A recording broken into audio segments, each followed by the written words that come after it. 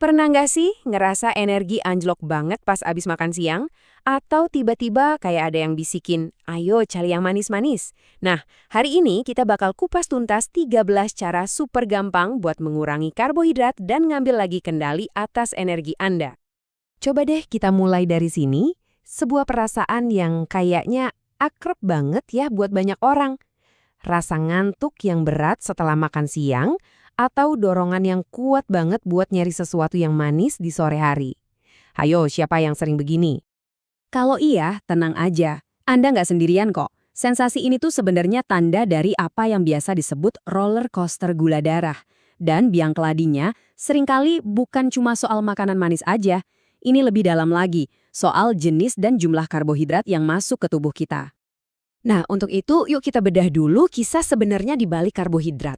Apakah mereka ini beneran musuh yang harus kita jauhi, atau jangan-jangan sebetulnya bisa jadi kawan baik buat tubuh kita? Kuncinya tuh di sini. Nggak semua karbohidrat itu diciptakan sama. Ada yang namanya karbohidrat kompleks. Nah, ini kawan kita nih. Dia dicerna pelan-pelan, jadi energi kita stabil.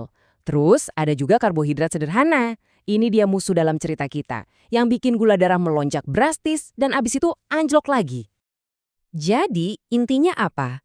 Jaga gula darah kita supaya tetap stabil. Kestabilan inilah yang jadi fondasi buat energi yang konsisten seharian, kemampuan kita buat fokus, dan yang paling penting, buat kesehatan kita dalam jangka waktu yang panjang. Oke, cukup teorinya. Sekarang kita masuk ke yang paling ditunggu-tunggu, bagian praktisnya. Ini dia 13 cara yang bisa langsung Anda coba buat ngendaliin asupan karbohidrat. Yuk, kita mulai dengan 6 kebiasaan pertama yang dampaknya paling kerasa. Pertama, stop minuman manis. Sadar nggak, satu kaleng soda itu gulanya bisa setara 10 sendok teh. Kedua, selalu pilih buah utuh, jangan jusnya. Serat di buah itu penting banget. Ketiga dan keempat, ganti jagoan utama Anda. Roti putih ke gandum utuh, dan coba deh alternatif selain nasi putih. Kelima, perhatikan porsi. Dan yang keenam, hati-hati sama gula yang ngumpet di saus dan bumbu instan. Gak berhenti di situ, kita lanjut ke 7 kebiasaan cerdas lainnya. Coba deh mulai hari dengan sarapan tinggi protein, biar kenyangnya lebih awet. Perbanyak sayuran kayak brokoli dan bayam, terus jangan takut sama lemak sehat dari alpukat atau minyak zaitun. Buat ngemil, pilih yang pinter, kayak kacang-kacangan. Ganti juga kentang dengan ubi, indeks glikemiknya lebih rendah. Terakhir, pastiin minum air yang cukup. Dan yang paling krusial, jadilah detektif label nutrisi. Nah, setelah kita ngatur pola makan dari dapur, ternyata ada dukungan lain loh, yaitu dari alam. Kearifan tradisional yang didukung sains modern nunjukin gimana beberapa herbal alami bisa ikut ngebantu proses ini. Jadi dari zaman dulu tuh nenek moyang kita udah pakai tanaman-tanaman tertentu buat bantu ngelola gula darah. Dan ternyata kearifan kuno ini sekarang ketemu sama sains modern, jadi dasar buat formulasi yang tujuannya dukung fungsi tubuh yang sehat. Nah, salah satu contoh produk yang mengadopsi prinsip ini, ya Betacare. Ini suplemen yang dirancang untuk mendukung pengendalian gula darah, pakai campuran herbal spesifik yang khasiatnya udah dikenal sejak lama. Tapi mungkin Anda penasaran, kenapa sih harus herbal-herbal itu yang dipilih? Apa istimewanya? Nah, ini dia bagian serunya. Kita intip sedikit bukti ilmiah yang bikin kombinasi ini jadi menarik banget. Yang pertama ada Sambiloto. Ada loh penelitiannya dari tahun 2009.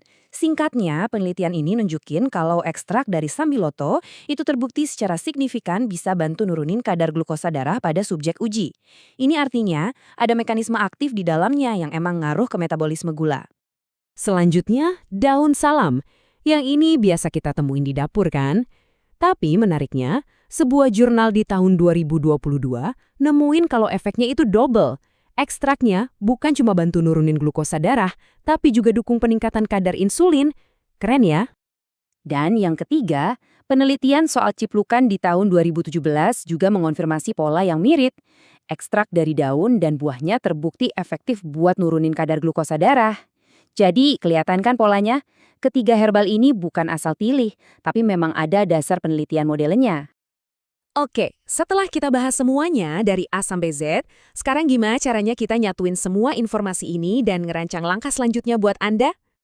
Rumusnya jadi simpel kan? Pola makan yang cerdas yaitu 13 kebiasaan tadi ditambah sama dukungan dari herbal alami yang udah teruji secara ilmiah, nah hasilnya adalah gula darah yang jadi jauh lebih terkendali.